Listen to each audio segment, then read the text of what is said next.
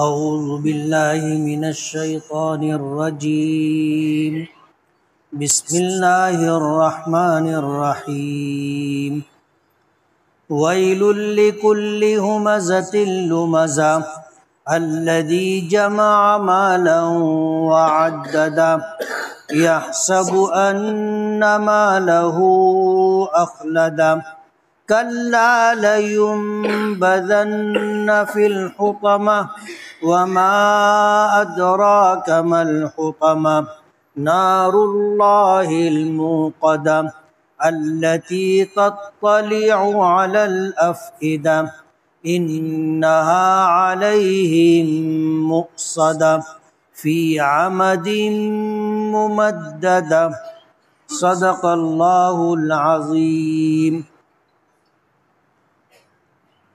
پناہ مانگتا ہوں میں اللہ تعالیٰ کی شیطان مردود سے۔ شروع کرتا ہوں میں اللہ کے نام سے جو بڑا مہربان بڑی رحمتوں والا ہے۔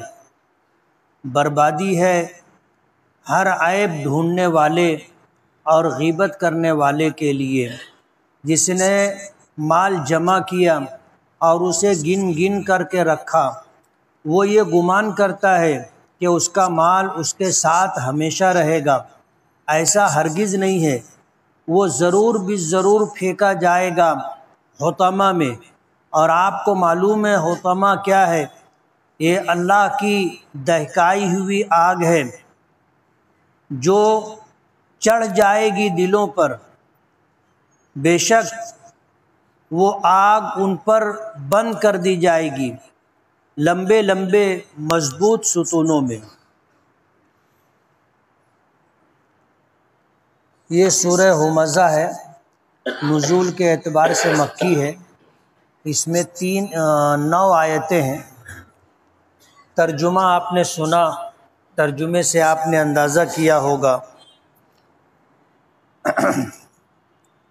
جن چیزوں کو اللہ پاک نے اس صورت میں ذکر کیا ہے، اس میں پہلی آیت میں ہمزہ کا لفظ ہے، اسی سے اس صورت کا نام ہمزہ رکھا گیا ہے۔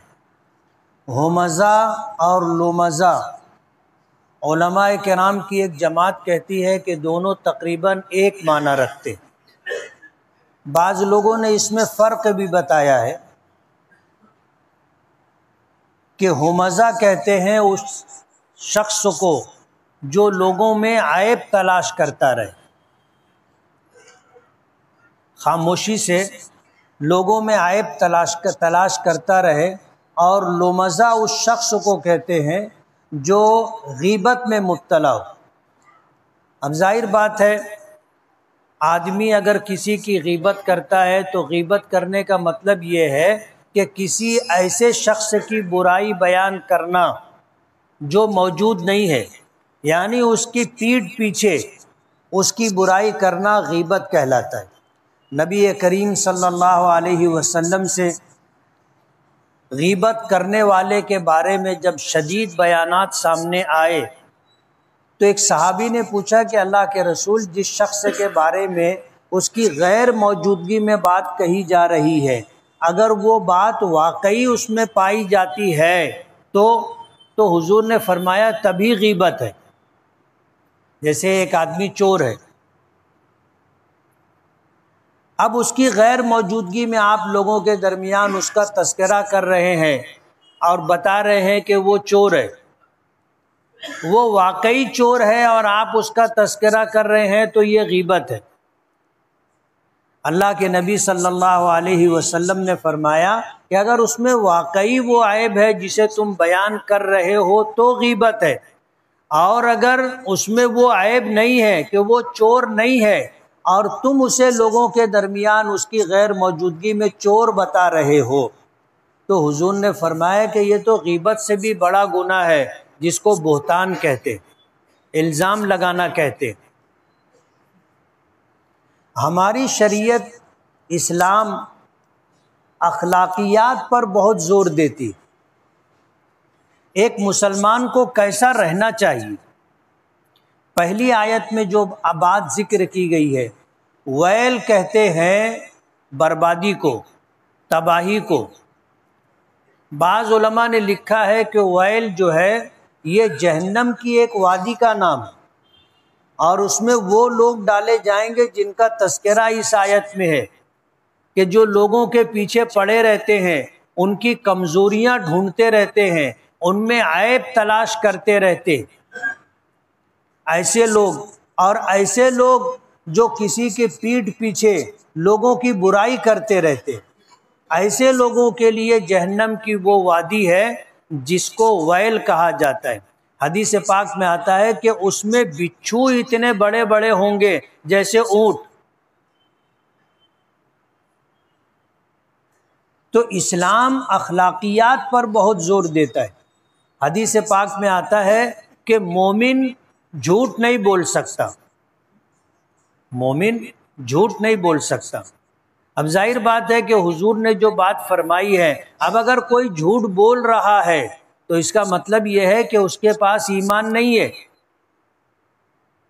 اچھا، یہ بات میری نہیں ہے، کسی اور انسان کی نہیں ہے، یہ بات تو نبی کریم صلی اللہ علیہ وسلم کی ہے۔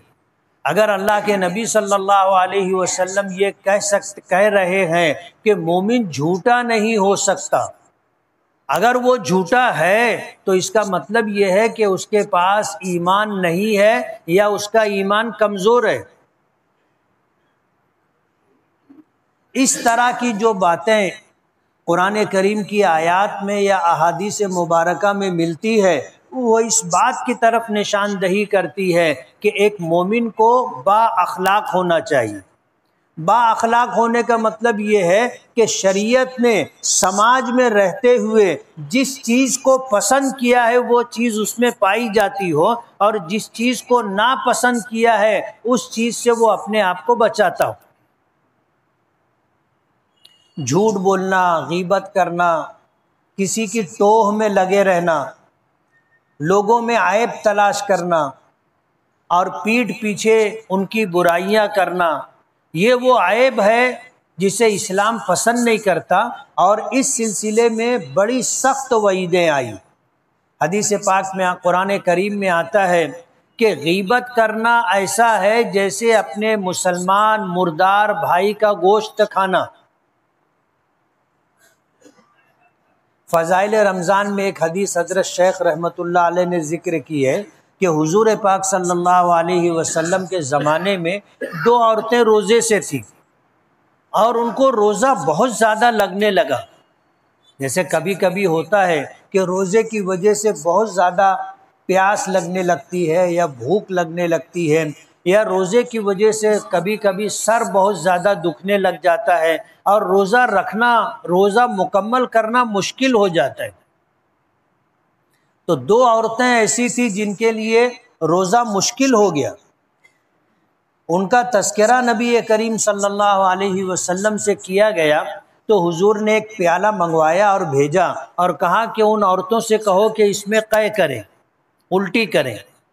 ان کے پاس بھیجا گیا، جب انہوں نے قے کی تو اس قے کے اندر تازہ کھایا ہوا گوشت اور خون نکلا۔ وہ بھی حیران ہو گئی، اور جن لوگوں نے دیکھا وہ بھی پریشان ہو گئے۔ آ کر نبی کریم صلی اللہ علیہ وسلم سے تذکرہ کیا تو حضور نے فرمایا کہ انہوں نے حلال روزی سے روزہ رکھا، لیکن روزے کی حالت میں غیبت کرتی رہی، روزے کی حالت میں غیبت کرتی رہی، جس کا مشاہدہ تم نے کیا کہ جب انہوں نے قے کی تو اس میں تازہ کھایا ہوا گوشت اور خون نکلا۔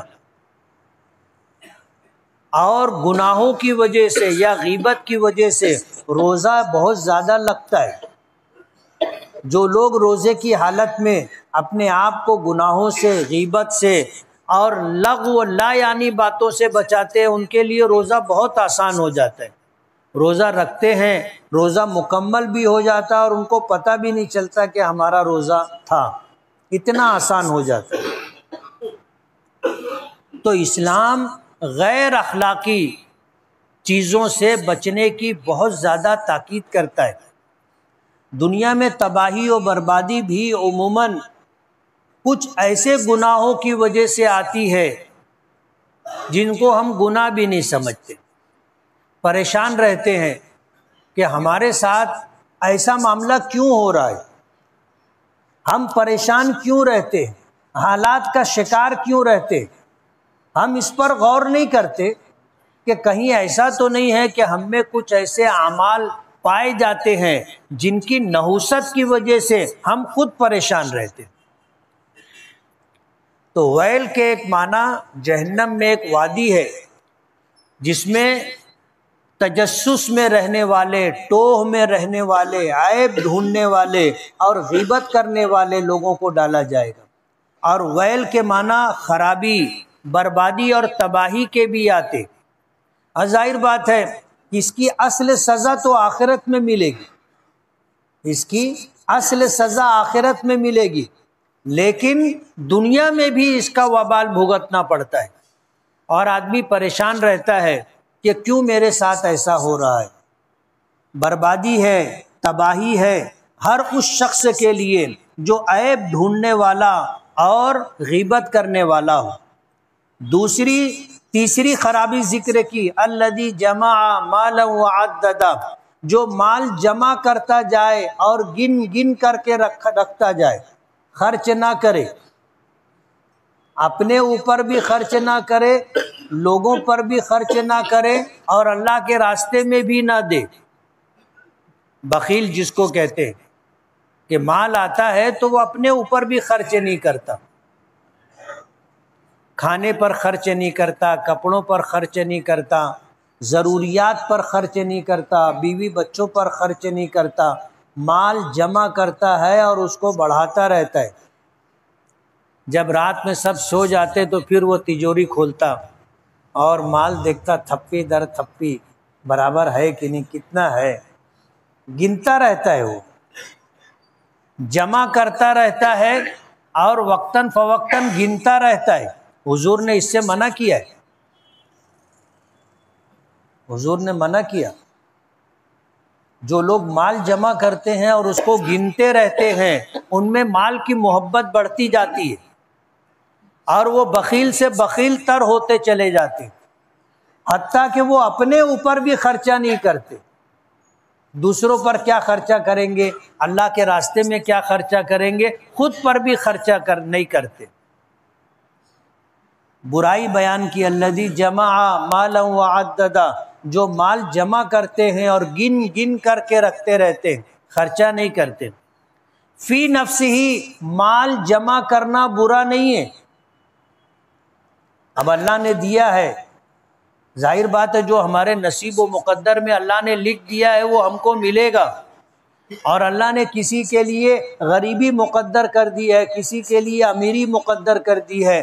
غریب لاکھ جتن کرتا ہے کہ اس کے پاس مال آئے، نہیں آتا، اور امیر آدمی کوشش بھی نہیں کرتا، مال آتا رہتا ہے اس کے پاس۔ تو فی نفسہ، مال جمع کرنا یا اس کو گننا برا نہیں ہے۔ اللہ پاک اس میں اس بات کو بیان کرنا چاہتے ہیں کہ وہ مال گن گن کر رکھتا رہتا ہے، نہ اپنی ذات پر خرچ کرتا ہے، نہ اللہ کے راستے میں خرچ کرتا ہے۔ اگر کسی کو اللہ نے مال دیا ہے اور اس کو گننے کا شوق ہے تو وہ گنتا رہے، لیکن اگر وہ اپنے اوپر خرچ کر رہا ہے اور جو حقوق اس پر بندوں کے ہے وہ بھی ادا کر رہا ہے اور سالانہ زکوٰۃ، صدقات، عطیات بھی دیتا رہتا ہے، تو فی نفسہ مالدار ہونا برا نہیں ہے، نہ خرچ کرنا برا ہے۔ یحسب ان مالہ اخلدا، اور وہ یہ گمان کرتا ہے کہ یہ مال ہمیشہ میرے پاس رہے گا۔ بعض مفسرین نے اس کی تفسیر میں یہ بات ذکر کی ہے کہ وہ یہ سمجھتا ہے کہ اس مال کی بدولت میں ہمیشہ زندہ رہوں گا، یعنی مال رہے گا تو میں ہمیشہ رہوں گا، وہ ایسا سمجھتا ہے۔ اور لفظی ترجمہ وہ یہ گمان کرتا ہے کہ اس کا مال اس کے پاس ہمیشہ رہے گا، ایسا نہیں۔ حضور نے فرمایا المال غاد وراح، مال آنے جانے والی چیز کا نام ہے۔ اب اگر آپ کی جیب میں بہت پیسہ ہے، آپ ہوٹل پر گئے اور پیسہ نہیں نکالنا چاہتے تو آپ کو چائے ملے گی؟ نہیں ملے گی۔ دکان پر گئے، کوئی سامان آپ خریدنا چاہتے ہیں اور پیسہ نہیں دینا چاہتے تو وہ سامان آپ خرید سکتے؟ نہیں خرید سکتے۔ مال خرچہ کریں گے تو آپ سامان خرید سکیں گے۔ تو مال آنے جانے والی چیز کا نام ہے۔ مال آتا ہے جاتا ہے تو ہماری ضرورتیں پوری ہوتی ہیں۔ اب اگر مال نہ آئے یا مال آ گیا اور ہم خرچہ نہ کریں تو بھوکے مر جائیں گے، ننگے رہنا پڑے گا، مکان سے محروم ہو جائیں گے، سواری سے محروم ہو جائیں گے، لوگوں کے درمیان بے عزت ہو جائیں گے۔ تو مال آنے جانے والی چیز کا نام ہے۔ مال کسی کے پاس سے آتا ہے اور ہمارے پاس سے کسی کے پاس جاتا ہے۔ مال ہمیشہ نہیں رہتا، کبھی کم ہوتا ہے، کبھی زیادہ ہوتا ہے، کبھی ختم ہو جاتا ہے اور کبھی بہت زیادہ ہو جاتا ہے۔ اب آدمی یہ سمجھے کہ آج جو میرے پاس مال ہے یہ ہمیشہ میرے ہی پاس رہے گا، ایسا نہیں ہے۔ کلا، ان برائیوں کی وجہ سے کہ ایک آدمی لوگوں میں عیب ڈھونڈتا ہو، ٹوہ میں لگا رہتا ہو اور غیبت کرتا ہو اور مال سے اتنی محبت کرتا ہے کہ وہ مال خرچ بھی نہیں کرتا، بخل کی انتہا تک پہنچ جائے، تو اللہ پاک فرماتے ہیں کہ یہ حطمہ میں ضرور بھی ضرور ڈالا جائے گا۔ حطمہ کہتے ہیں ایسی آگ جو آدمی کو توڑ پھوڑ ڈالے، چچڑے اڑا دے، ایسی آگ۔ جہنم میں ایسی آگ ہوگی۔ ظاہر بات ہے دنیا کی آگ کو ہم دیکھتے ہیں، اس میں توڑ پھوڑ دینے کی صلاحیت نہیں ہے۔ توڑ پھوڑ دینے کی صلاحیت تو ایٹم بم میں کہ چتھڑے اڑا دیتی۔ دنیا کی آگ میں یہ بات نہیں ہے، لیکن آخرت کی آگ میں یہ بات ہوگی۔ کلا، وہ یہ گمان کرتا ہے کہ اس کا مال اس کے پاس ہمیشہ ہمیشہ رہے گا، ہرگز نہیں۔ لَيُنبَذَنَّ فِي الْحُطَمَةِ، ایسے لوگوں کو جہنم میں اس آگ میں جو رون دینے والی ہو یا توڑ پھوڑ دینے والی ہو، ایسی آگ میں ڈالا جائے گا۔ اور آپ کو معلوم ہے حطمہ کیا ہے، کیسی آگ ہے؟ فرمایا نار اللہ الموقدہ، یہ اللہ کی دہکائی ہوئی آگ ہے، اللہ کی دہکائی ہوئی آگ ہے۔ جنت اللہ نے بنائی، جہنم اللہ نے بنائی۔ حدیث پاک میں آتا ہے اللہ نے حضرت جبرائیل کو اس وقت جب جنت بنا لی اور جہنم بنا لی تو حکم دیا کہ جاؤ میری جنت دیکھ کے آؤ۔ حضرت جبرائیل گئے اور جنت کو دیکھا، واپس آئے تو اللہ پاک نے پوچھا کیسی ہے؟ تو کہا کہ جنت تو جنت ہے، اس سے اچھی چیز کیا ہو سکتی ہے، یہ تو آپ کی رحمت ہے۔ تو اللہ پاک نے پوچھا کہ اس میں ایسا بھی کوئی شخص ہوگا جو جانے سے رک جائے؟ فرمایا کہ نہیں، ایسا تو کوئی بھی نہیں ہوگا جس کو اختیار دیا جائے کہ تو جنت میں چلا جا اور وہ نہ جائے، ایسا تو کوئی بھی نہیں ہوگا۔ تو اللہ پاک نے فرمایا ٹھیک ہے۔ پھر اللہ پاک نے فرمایا کہ جاؤ جہنم دیکھ کر کے آؤ۔ جبرائیل گئے اور جا کے جہنم دیکھی، واپس آئے تو پوچھا کہ کیسی ہے؟ بولے آپ کا عذاب ہے، آپ نے بنایا ہے اور آپ اس کے ذریعے سے لوگوں کو عذاب دیں گے، تو وہ تو آپ کا عذاب ہے۔ کہا کہ کوئی اس میں جانا چاہے گا؟ بولے کوئی نہیں جانا چاہے گا، ہر آدمی اپنے آپ کو اس سے دور رکھے گا۔ اللہ پاک نے فرمایا ٹھیک ہے۔ پھر جنت کو مکارے سے گھیر دیا چاروں طرف سے، اور جہنم کو خواہشات سے گھیر دیا چاروں طرف سے۔ اللہ پاک نے فرمایا کہ پھر جاؤ دیکھو۔ حضرت جبرائیل گئے، جا کے جنت کو دیکھا تو چاروں طرف سے مکارے سے گھری ہوئی تھی، یعنی ایسے کاموں سے گھری ہوئی تھی، ایسے اعمال سے گھری ہوئی تھی جس کو کرنے کے لیے نفس راضی نہ ہو، دل آمادہ نہ ہو۔ فجر کی اذان ہوگی، نرم گرم بستر چھوڑ کر کے آدمی کو مسجد آنا پڑے گا، دل مانتا ہے؟ دل تو یہ چاہتا ہے کہ بہت اچھا موسم ہے، کمبل میں لپٹ کر کے آدمی سوتا رہے۔ مکارے ایسی چیزیں جس کو کرنے سے نفس پیچھے ہٹتا ہے۔ پھر اللہ پاک نے کہا کہ جہنم دیکھو گئے تو اسے خواہشات سے گھیر دیا تھا، من مانی زندگی، جو دل چاہے وہ کرو۔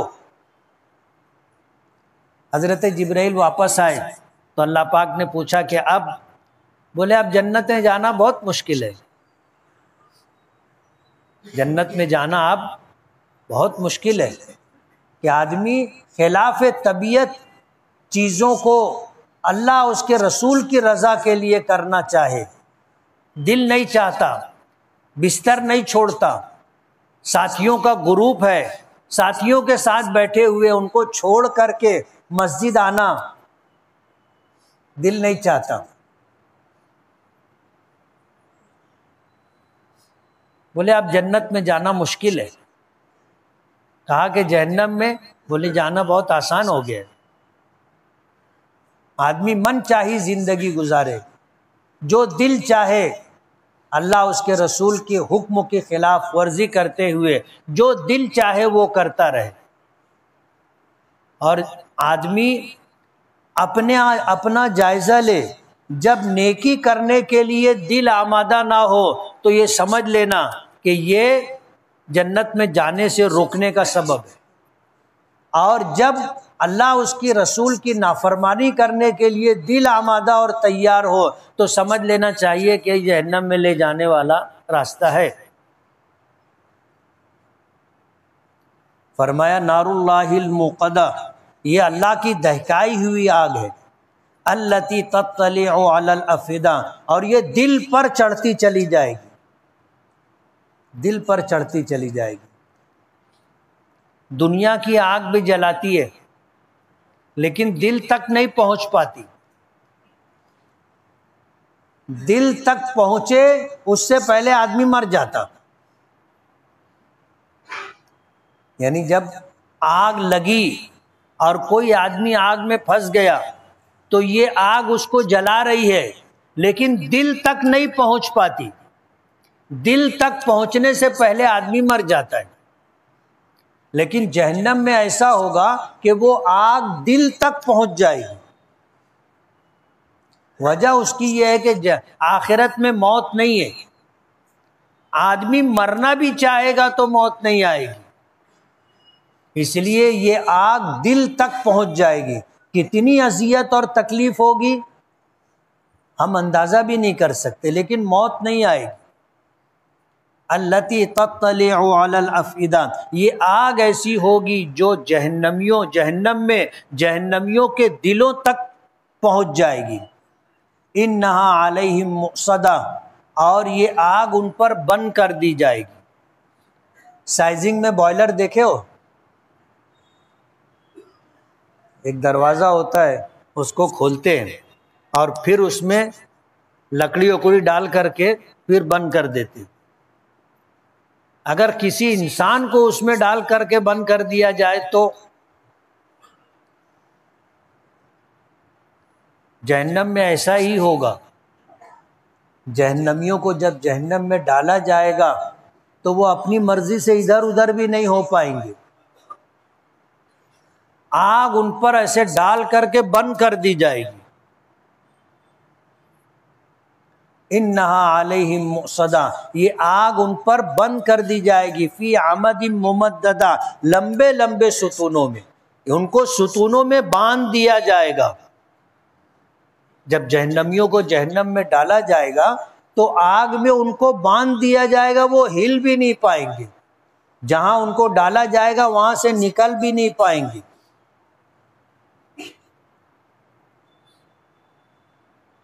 اور یہ سزا کن لوگوں کے لیے ہے؟ جو لوگوں کے عیب ڈھونڈتے رہتے اور پھر اسے مجلسوں میں بیان کرتے، عیب ڈھونڈتے ہیں اور پھر ان کی پیٹھ پیچھے لوگوں کے درمیان اس کا تذکرہ کرتے رہتے۔ بخیل ہے، مال جمع کرتے ہیں، گن گن کر کے رکھتے ہیں، نہ اپنے اوپر خرچ کرتے ہیں، نہ اپنے اہل و عیال پر، اور نہ اللہ کے راستے میں خرچ بھی نہیں کرتے، بس جمع کرتے اور گن گن کر کے رکھتے رہتے۔ ان کے لیے اللہ پاک نے یہ سزا ذکر کی۔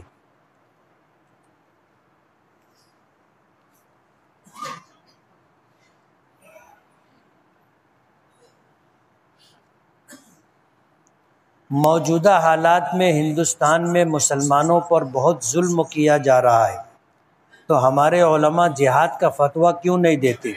اور آج کے مسلمان نوجوانوں میں جذبہ جہاد کیوں نہیں ہے؟ یہ تو تم کو بتانا چاہیے کہ کیوں نہیں ہے۔ جہاد آسان بات نہیں ہے۔ جہاد کے معنی یہ ہے کہ اچھائی کو باقی رکھنے کے لیے یا بھلائی کے وجود کے لیے آدمی کوشش کرے، اور آخری کوشش یہ ہے کہ اس کے لیے اپنی جان دے دے، اس کو جہاد کہتے۔ حضرت مولانا سید اسد مدنی رحمۃ اللہ علیہ سے کسی نے پوچھا تھا کہ حالات اتنے خراب ہیں، جمعیت علماء کے آپ صدر ہیں، آپ جہاد کا فتویٰ کیوں نہیں دیتے؟ تو فرمایا کہ تم 50,000 افراد ایسے لا کے مجھے دے دو جو میرے ایک اشارے پر مرنے کے لیے تیار ہو جائیں، تو میں جہاد کا فتویٰ دے دوں گا۔ ایک آدمی بھی نہیں آیا نا۔ اب جہاد کا فتویٰ دے دیں گے، کرنے والا بھی تو چاہیے نا۔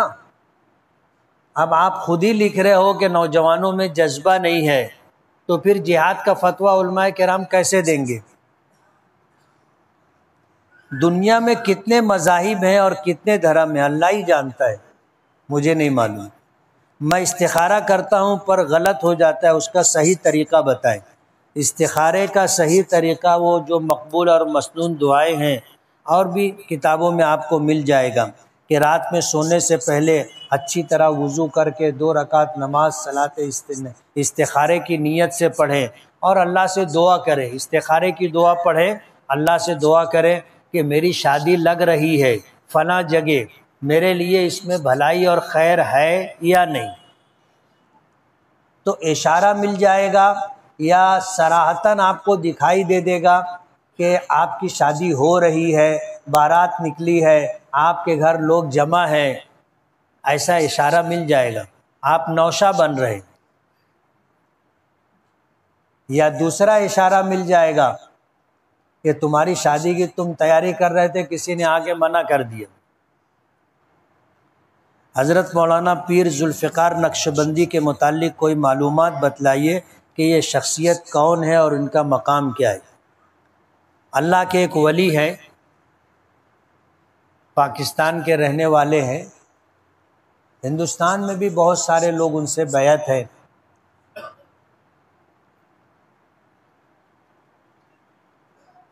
بد نظری کے نقصانات، ایمان چھن جانے کا بھی خطرہ ہے کیا؟ وضاحت کیجیے۔ گناہ ہے، اور گناہ بے لذت ہے۔ کیسا گناہ ہے؟ گناہ بے لذت۔ ایک گناہ وہ ہوتا ہے کہ جس کو کرے تو آدمی کو لذت ملے، اور ایک گناہ وہ ہے جس کو کرنے کے بعد آدمی کو کوئی لذت نہیں ملتی۔ جیسے ایک پرائی عورت کو تم نے دیکھ لیا اور بہت غور سے دیکھتے رہے، کچھ ملتا ہے؟ بے چینی اور بڑھ جاتی ہے۔ اور جو لوگ کہیں اس طرح بد نظری کی وجہ سے دل لگا بیٹھتے ہیں تو ان کی نیند بھی اڑ جاتی نا، پھر رات کو ان کو نیند بھی نہیں آتی۔ مؤذن جمعہ کی پہلی اذان دینے کے بعد مسجد کے کام سے جا سکتا ہے اگر اس کو اطمینان ہے کہ وہ جا کر کے آ جائے گا وقت پر، سنت کا وقت بھی اسے مل جائے گا تو جا کے آ سکتا ہے۔ بہتر یہ ہے کہ اس سے پرہیز کرے۔ زید کا ایک بہت قریبی دوست ہے، اور زید نے خواب میں اس دوست کو 3 مرتبہ مرتے مرتے بچتے ہوئے دیکھا، کہ ایک مرتبہ ایکسیڈنٹ میں، ایک مرتبہ پانی میں ڈوبتے ہوئے اور ایک مرتبہ سانپ کے کاٹنے سے۔ زید بہت پریشان ہے، اس کے ساتھ تعلقات رکھے یا نہ رکھے، مہربانی رہنمائی فرمائے، نوازش ہوگی۔ اب تم کو تعلق رکھنے میں کیا ڈر ہے؟ اور موت کا خواب دیکھنا ضروری نہیں ہے کہ آدمی مر ہی جائے۔ اور یہ چیزیں اصل میں کیا ہوتا ہے، خواب کی 3 قسمیں۔ ایک خواب ہوتا ہے حدیث نفس، جو چیز آدمی سوچتا رہتا ہے یا جو کام آدمی کرتا رہتا ہے وہی یا اس جیسی چیز دکھائی دے تو اس کی کوئی تعبیر نہیں، اس کو حدیث نفس کہتے ہیں۔ ایک خواب وہ ہوتا ہے جس کو ہم ڈراؤنا خواب کہتے ہیں، یہ شیطانی اثرات سے دکھتا ہے، اس کی بھی کوئی تعبیر نہیں۔ اور ایک خواب ہوتا ہے مبشرات، جس میں آگاہی دی جاتی ہے کہ تم کو کچھ اچھی چیز ملنے والی ہے، اس کی تعبیر ہوتی ہے۔ اور خواب بہت عجیب و غریب چیز ہے اور اس کا علم بھی بہت مشکل سے آدمی کو آتا ہے۔ محمد ابن سیرین رحمۃ اللہ علیہ ایک بہت بڑے امام گزرے، ایک آدمی ان کے پاس آیا اور خواب بتایا کہ میری چارپائی کے نیچے آگ دہک رہی ہے۔ تو انہوں نے فرمایا کہ جا وہاں کھدائی کر، نیچے خزانہ ہے، سونا ہے وہاں پر، سونا۔ وہ گیا، جا کے کھودا تو بڑا خزانہ، ڈیگ نکلی بڑی والی۔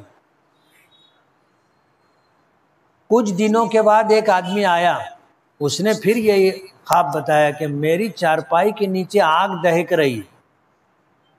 فرمایا کہ جلدی سے جا، گھر والوں کو گھر سے باہر نکال، چھت گرنے والی ہے۔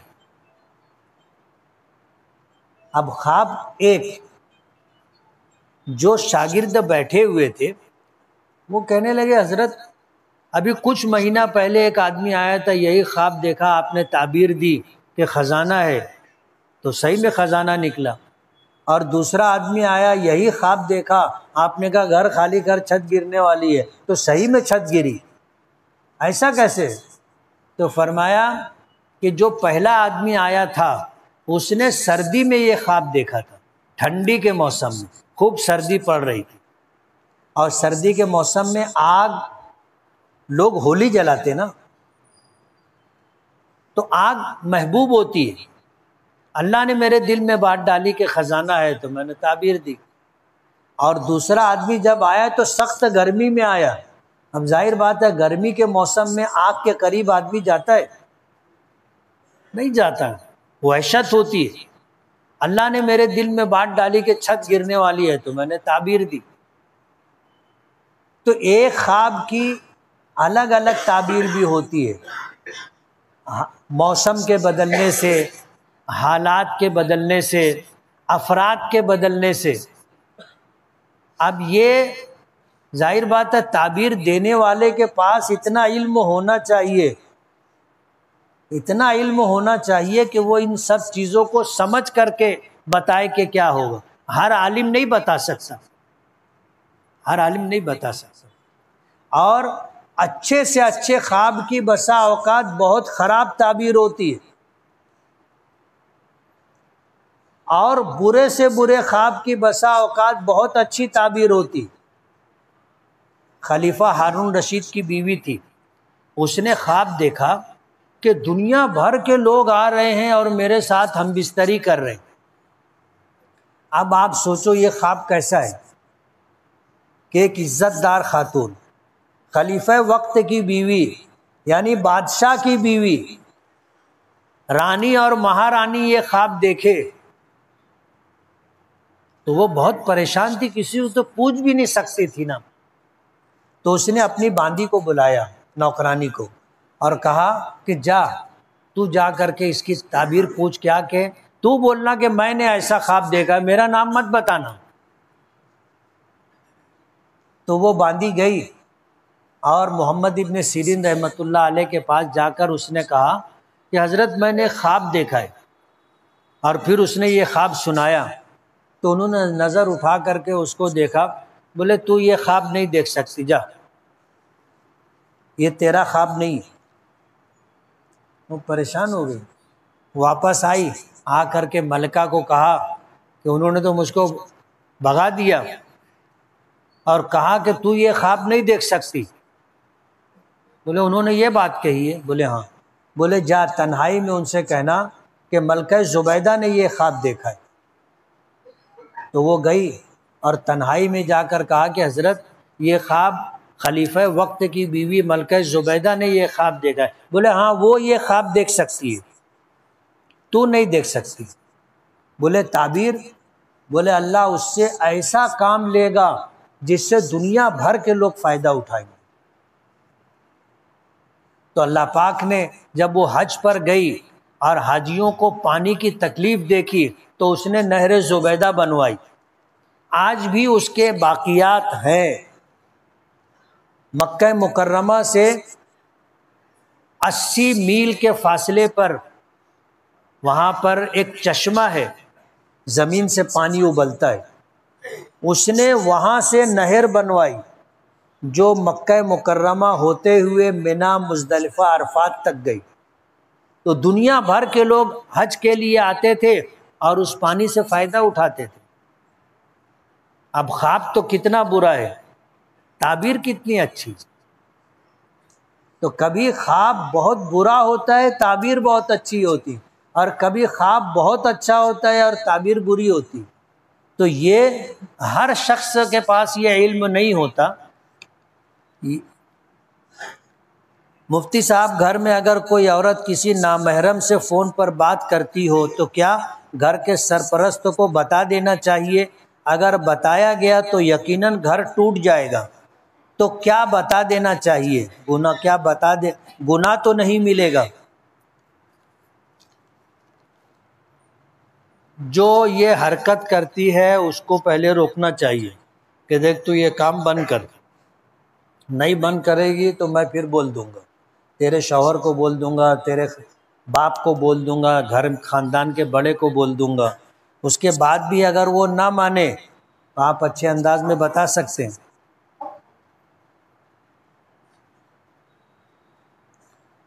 آپ کے بیان و درس قرآن کے چینل خطیب ملت یوٹیوب چینل کو 1 سال مکمل ہونے پر آپ کو بہت بہت مبارکباد، شکریہ۔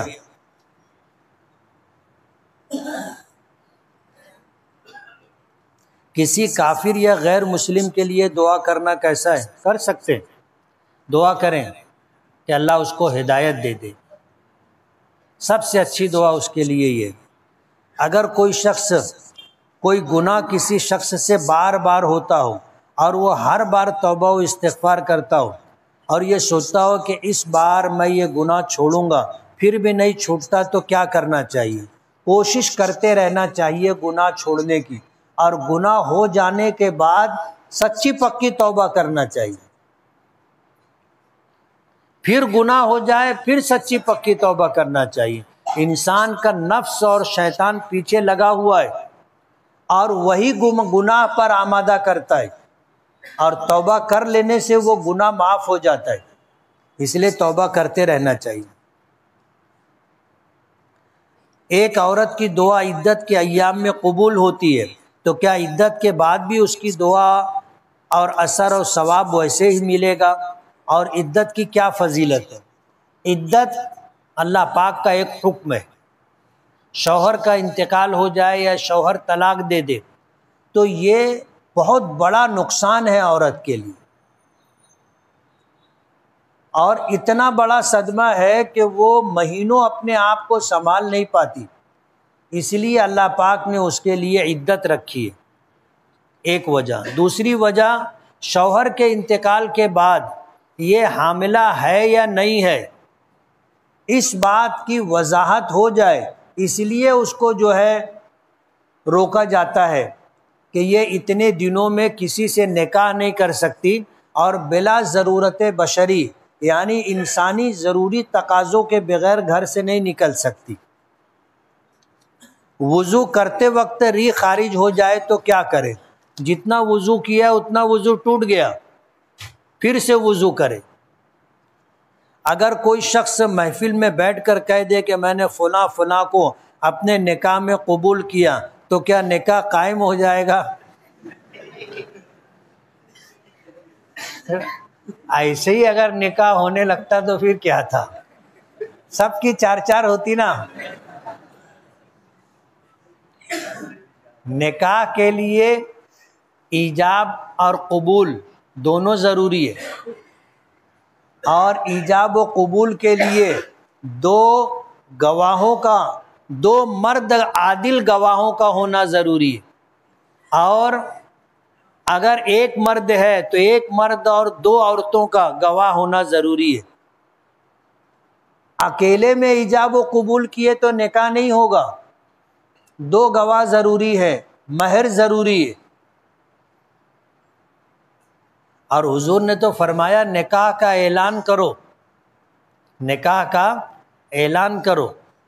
اس لیے صرف قبول کرنے سے نکاح نہیں ہوگا، ایجاب بھی چاہیے کہ وہ عورت یہ کہے کہ میں اپنے آپ کو آپ کے نکاح میں آنے کے لیے پیش کرتی ہوں۔ آپ کہو گے میں قبول کرتا ہوں، دو گواہ رہیں گے، مہر طے ہوگا تو نکاح ہوگا۔ اب سامنے سے ایجاب ہے نہیں، پیشکش نہیں ہے، اور تم اپنے ہی اپنا قبول کرتے جا رہے ہو، تو اس سے نکاح نہیں ہوتا۔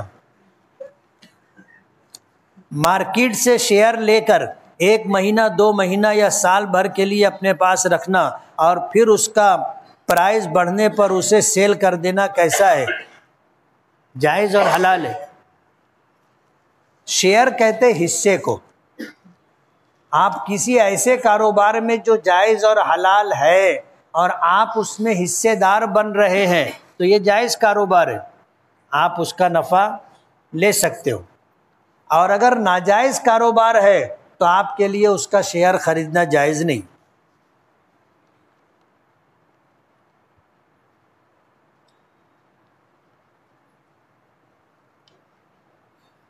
ایک دن میں مسجد میں سبق یاد کرنے گیا تھا، گرمی لگ رہی تھی تو میں نے پنکھا چلا لیا۔ ایک آدمی آیا اور بولا کہ پنکھا تو نے چالو کیا ہے؟ تو میں بولا کہ ہاں۔ تو وہ بولا تجھ کو اس کا حساب دینا پڑے گا۔ یہ بات صحیح ہے کیا؟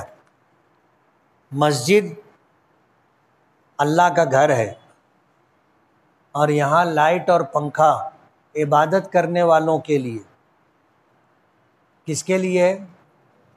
اگر قرآن کریم یاد کرنے کے لیے تم بیٹھے ہو، حفظ کے طالب علم ہو، اور لائٹ چالو کر کے یا پنکھا چالو کر کے آپ قرآن کریم کی تلاوت کر رہے ہو تو کر سکتے ہو، لیکن انتظامی معاملات میں اگر مسجد کے ذمہ داروں کی طرف سے اس کی اجازت نہیں ہے تو نہیں کرنا چاہیے۔ سمجھ رہے ہو؟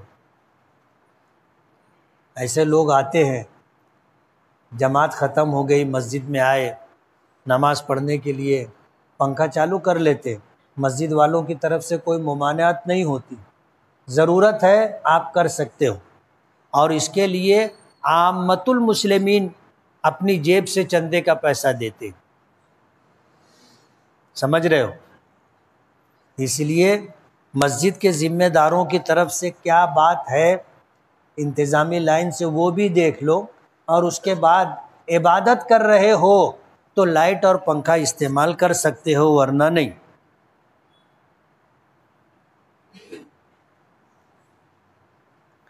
امام صاحب کی 2 رکعت ہو گئی، ہم مسجد میں آئے اور نماز میں شامل ہو گئے، تو جب امام آخری رکعت کے قاعدے میں بیٹھا ہوگا تو ہمیں اتحیات پڑھ کر درود ابراہیم پڑھنا ہے یا نہیں؟ اگر ہماری کوئی رکعت چھوٹ گئی ہے اور ہم مسجد میں آئے، جماعت میں شامل ہو گئے، امام جو قاعدہ اخیرہ میں بیٹھا ہے تو ہم صرف اتحیات پڑھ کر کے خاموش ہو جائیں گے، درود شریف اور دعائے معصورہ نہیں پڑھیں گے، اس لیے کہ یہ ہمارا قاعدہ اخیرہ نہیں ہے، ہماری تو کچھ رکعت باقی رہ گئی ہے، ہمارا قاعدہ اخیرہ بعد میں آئے گا، یہ ہمارا قاعدہ درمیان کا ہے، اس لیے صرف اتحیات پڑھیں گے۔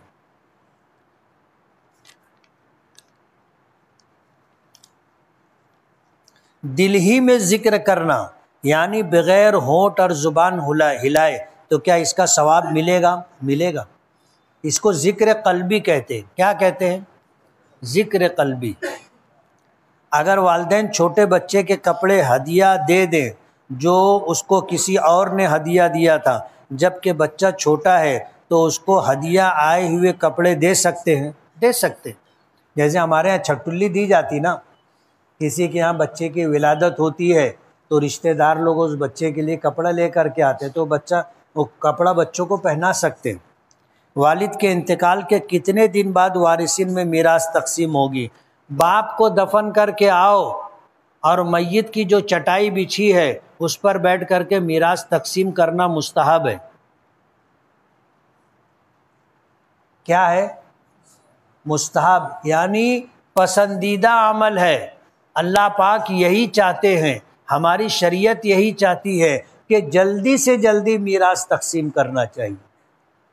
لوگ نہیں کرتے، اکیلے مزہ مارتے رہتے ہیں، دوسرے بھائی بہن لوگ ترستے رہتے۔ گناہ کبیرہ ہے جان بوجھ کر کے میراث تقسیم کرنے میں دیر کرنا۔ اللہ تعالیٰ کے فضل و کرم سے ہمیں ایک بیٹی عطا کی ہے، بیٹی کے لیے اسلامی نام بتائیے۔ امہات المومنین اور صحابیات میں سے کسی کا نام رکھا جائے۔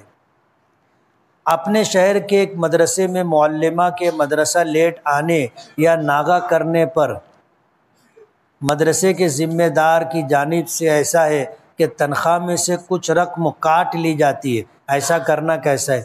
جائز ہے، رقم کاٹنا جائز ہے۔ موبائل ریپیئر کر کے بیچنا اور دوسروں کا بگڑا موبائل بنا کر کے دینا، یہ روزی کیسی ہے؟ حلال ہے۔ کسی نے کہا ہے کہ بچہ جب پیدا ہوتا ہے تو اس کی زبان عربی ہوتی ہے، اگر اس سے 3 یا 4 سال تک بات نہیں کرے تو وہ بچہ بڑا ہو کر عربی زبان ہی بولے گا، اس کی وجہ کیا ہے؟ وجہ اس کی یہ ہے کہ یہ بچہ، اس کی روح دنیا میں آنے سے پہلے عالم ارواح میں تھی اور وہاں روحیں عربی زبان میں بات کرتی، تو جب یہ بچہ بولے گا تو اس کی زبان سے پہلا لفظ عربی زبان کا نکلے گا، پھر وہ جو سنتا رہتا ہے وہی زبان بولنے لگ جاتا ہے۔ مدرسہ اکرمہ کا تعمیری کام جاری ہے، اپنی طرف سے اپنے مرحومین کی طرف سے تعاون کرتے جائیں۔ ہر جمعرات کو ہم اپنے یہاں یہ پروگرام رکھتے ہیں۔ شہر میں جو مدارس یا مساجد زیر تعمیر ہوں یا ان کی ضروریات کا کوئی مسئلہ ہو تو آپ لوگوں سے گزارش کی جاتی ہے کہ آپ لوگ جو ہے تعاون کریں، اور ہمیں کرنا چاہیے۔ مدرسے کے اور مسجد کے لوگوں کو ہم سے بہت امید ہوتی، اور الحمدللہ ہمارے جو مصلی ہوتے ہیں وہ تعاون بھی کرتے، اس لیے آپ سے گزارش ہے کہ تعاون ضرور کریں۔ بسم